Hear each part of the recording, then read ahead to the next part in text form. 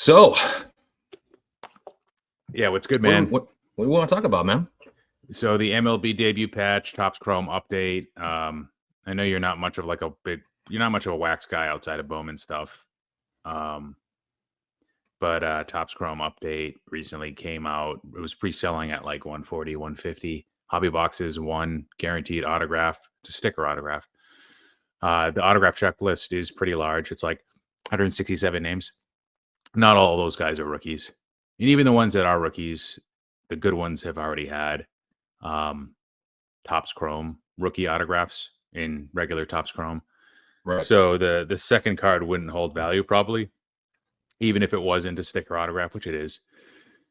So the new autographs are guys like Yuri Perez. Like the checklist just isn't very strong for like the new rookies. There's going to be rookie debuts. There are rookie debuts of guys like Adley and Michael Harris and others, but people don't usually care about those cards, as you know. So it's like the autographs aren't as good, and the true rookies aren't as good as the true rookies that are in Topps Chrome. So I thought 150 was pretty steep, even with this whole like MLB debut patch thing.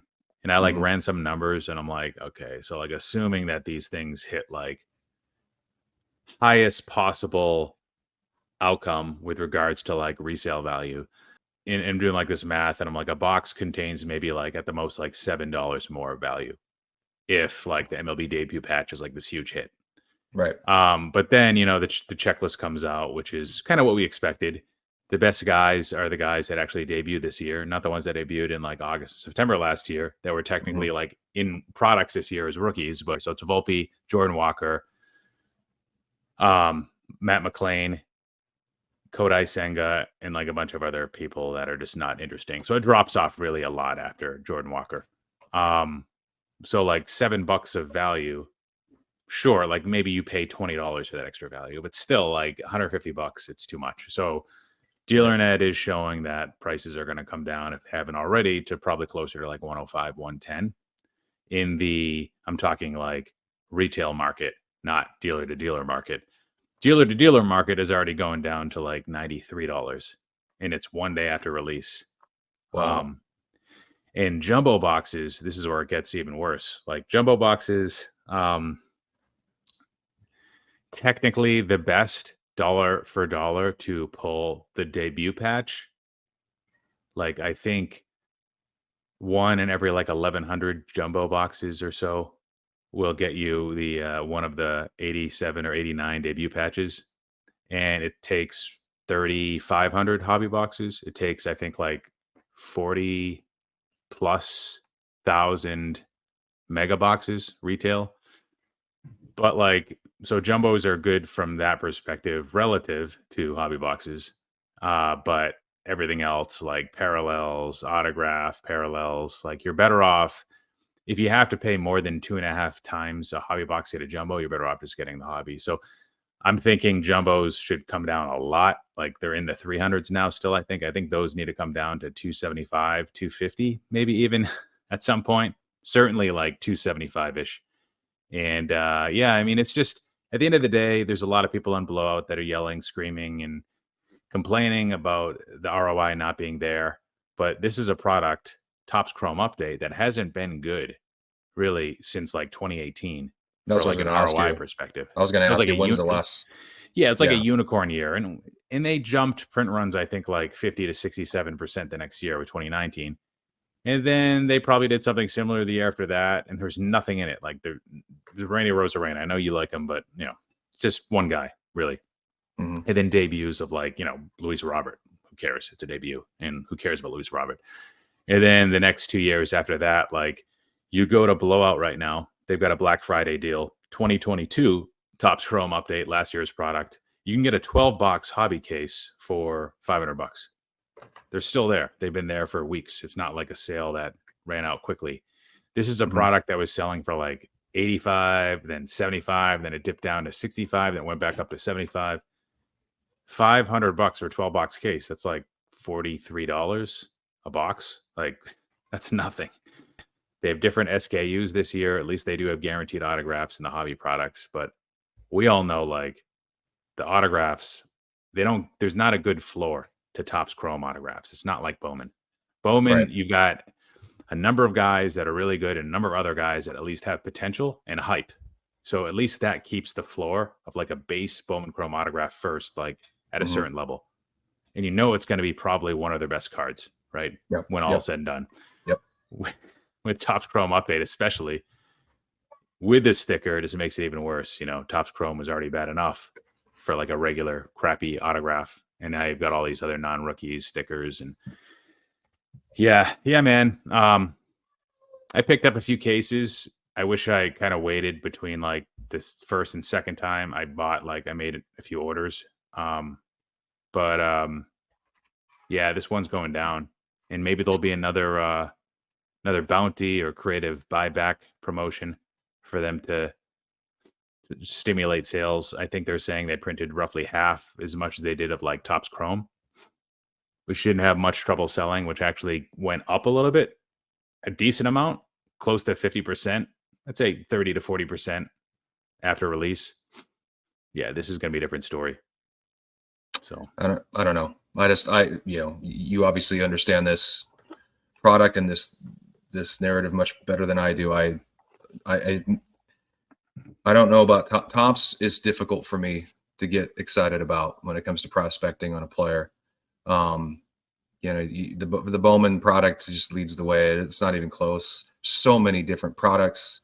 They all start kind of running into each other, and it gets confusing as what's the card, what's the autograph. Sticker automatically throws me off. It's hard for me to get excited about the sticker. The Bowmans are just so superior. You're right. Like you got a floor for that base, right? The base gives you that floor. You can feel pretty confident about that, how that's going to dictate with the multipliers, the colors and all that.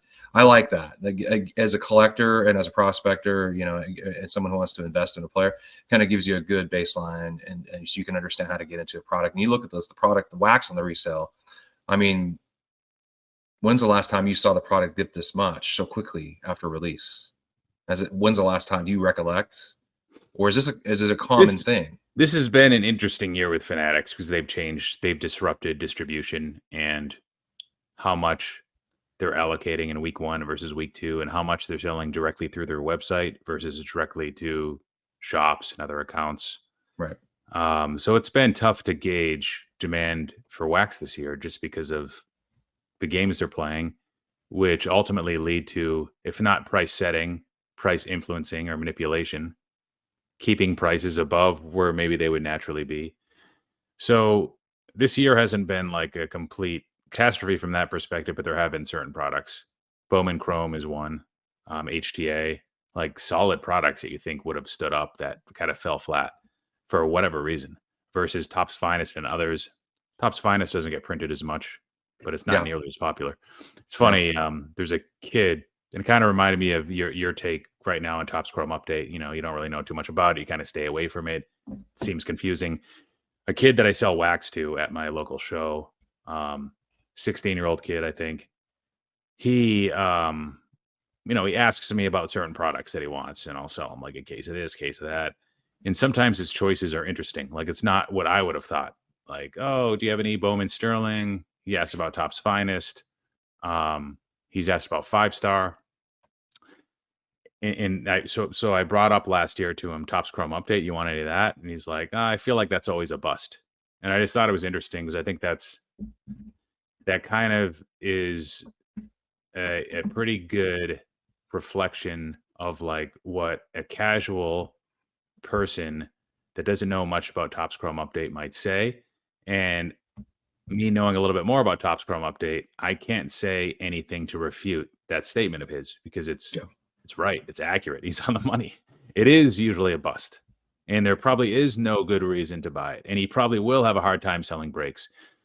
So unfortunately, the people that think this and the people that know this, it's like, and then it kind of translates to like, the brand strength, right, of a lot of Topps products that aren't Bowman Draft, which a lot of people are having an issue with as well because of their pre-sale prices. I didn't tend to have that same issue. I bought some of that too, but all right. So speaking of Topps Chrome Update, though, we talked about this a little bit in our last episode, the MLB debut patch. Right. One of the things that pisses me off, I mentioned, price setting, price influencing. I know these bounties are coming from DA Card World, so I know it's not technically Fanatics, but it feels like Fanatics. Fanatics inspired, Fanatics motivated, Fanatics led. I don't know. But all I know is if there really were rich people or rich entities that wanted to spend $150,000 on the Volpe one-of-one debut and $100,000 on the Jordan Walker, those rich people that were throwing around money like that would have prevented the card market from collapsing 70-75% from highs like what we've experienced, right? Like those Isn't are the that people true? that'd be holding up prices on LeBron grails and stuff like that, right? Right. Right. So what frustrates me is like the bounties on the other stuff, like it was a little bit different. This is a brand new card that has its own market, and we need to understand what price discovery is because that'll set the market for all of the other cards in the release. And again, there's only one, right? So the trick they played with like the Babe Ruth one-of-one Bowman Chrome, there's other parallels that didn't have the bounty, like the gold. So you can kind of figure out like from that, like what the one-of-one would sell for. Right. Ethan Salas, same thing, other parallels, right? And there's other cards in the set. And maybe eventually that goes in a collector's hands. That's another reason why I have an issue with this. It's like wouldn't it be cool for like collectors to own these two very special cards? Right. The bounties they're setting, in my opinion, are like significantly above what the market value would be. So I'm all for the free market deciding what those cards are worth. Like the Volpe, the Jordan Walker. I think the Jordan Walker might be like 60 to 70,000. That's a guess. It's a ballpark, but the bounty is 100,000. The Volpe, I think that's probably worth closer to 100 ish, and the bounty is 150. It's okay for those cards to sell for less than what Fanatics wanted. Maybe at some point in the future because of the environment of, well, look at all the factors. Look at the way the Yankees have played this year. Look at the way Anthony Volpe played this year. Some bright spots, maybe with his defense.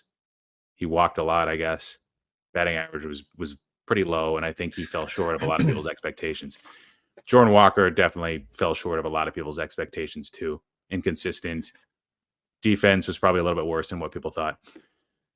So like it's okay for things to go for low, like, but at some point they could also recover. That's the whole point of the free market, right? Like just because like they shouldn't be afraid of that initial sale because that doesn't necessarily mean that this product will be a bust 2, 3, 4, 7 years from now because everything's down. So like why do you have to prop up that? Like what sort of tricks do you think you're playing here? Well, it's in my opinion, it's pretty simple. Fanatics has a marketing budget, right? Every company has a marketing budget. $150,000 is nothing for a marketing budget, even for a small regional bank. It's not a lot of money. So if you're setting aside a certain amount of money, maybe you allocate, $1 million to bounties for different products. You identify, you can strategize this out. You work with distributor. You work with a David Adams or whoever, and go, okay, we're gonna pay 80% of this. You're gonna collect on this. This is going to drive business for you. You're going to see, there's going to be a kickback on that. So you're going to see a lot more product move off the shelf. More breakers are going to be breaking it, which means more people are going to be buying the product to break it. Obviously you're factoring in the fact that, whenever it gets hit, that's hit. Now you're done. So there's a bit of a gamble there, right? But I think that the gamble's worth it with the publicity you get, because you get a bunch of people like you and I talking about it on podcasts. You get all the social media share and all that market and the trending conversation about Topps bounties. I think it's a smart move if it is Fanatics doing it, because it makes a ton of sense for them. They're invested in this space. They're probably looking at it and watching a lot of these folks kind of dip out. And because they're dipping out, they got to go, okay, wait a second. We got to continue to maximize our investment here. It's almost like they're doubling down. Okay, what's the one thing that gets folks excited more than anything? What's breaking? It's the lottery tickets, right? The lottery tickets and card collecting or everything.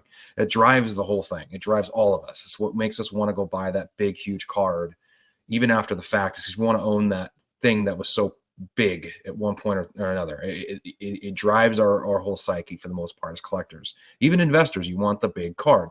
So the bounty makes it fun. Everybody's talking about that card. So I think Fanatics gains from that. I think, you know, David Adams or any other company that's selling the product is going to benefit from that from the sales standpoint. Then, even if it gets pulled, and even if the card and the number and the amount, ignore it, because that's, if you're a business, you're looking at that as like, that's just advertising money, and it's like advertising on the Super Bowl, having a commercial on the Super Bowl, or advertising, and this is how you're going to spread it out for clicks and you know, click throughs and all that stuff. To them, this, you and I talking about, it's free advertising for them. So when we all react to it, they get a ton of free advertising, and that's smart. I think it's a brilliant play, and I think they're going to continue doing it. Do I like it? I don't know if I really care. I think everybody who's smart nowadays, and if you get in this space and you live in it long enough, you know all these things are lottery tickets anyway. You're not spending, you know, if Anthony Volpe could be the next, you know, he could be Miguel Cabrera, and is that card going to be worth $150,000? Probably not. And look how great he is. Like, it's just it's so weird when you talk about it, because there's like one or two players, right? So it's really, the odds are really against you, as a buyer, as a collector, and even so, you're kind of in the moment. I think a lot of it is you're driving the product in the moment.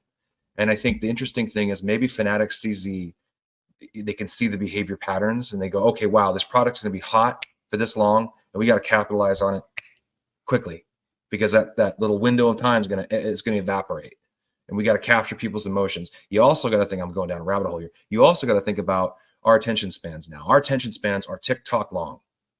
Our attention spans are reel long, like REEL long. We look for reels. We don't have the attention span now. We don't have the desire to read anything that's longer than a tweet.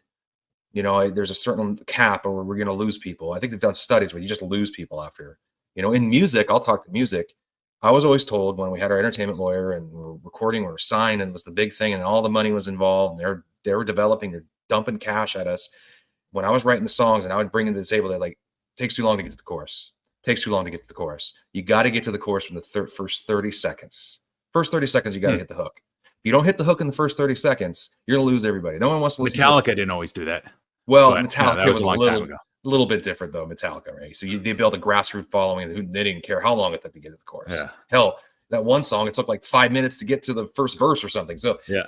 they're different. They're an anomaly. But for the most part, that's the strategy, right? Is to get there quickly, because you're going to lose people. I think nowadays that's kind of been advanced, and that's just everything now. Everything's like now. So if you're Fanatics, if you're David Adams, if you're anybody, you're going to want to get people quickly, because you're going to lose them quickly. So it's the next product. It's, you know, the next quarterback, the next, you know, whatever, basketball player. For baseball, it's that prospect, and they're gone. Like, look how quickly these guys go away. Lewis Robert, I don't even feel like it was that long ago. It was like a cup of coffee. He was the guy. Like, he's next Bo Jackson. Look at this guy fly around the bases. He's amazing. Oh my, everybody wanted him. Now it's like, who's that guy again? I was even at the All-Star game in the home run derby, and he was like watching him do it. It's like, that's cool. I got excited for a second. And I think I was texting you. Maybe I'll grab one. Nah, I don't want to. I'm not going to do it. So people just kind of grow tired. It blows me away. So I think if you're Fanatics, it's a smart move. You're capturing attention, free advertising. And in our space, you have to take advantage of that, because it goes away so quickly.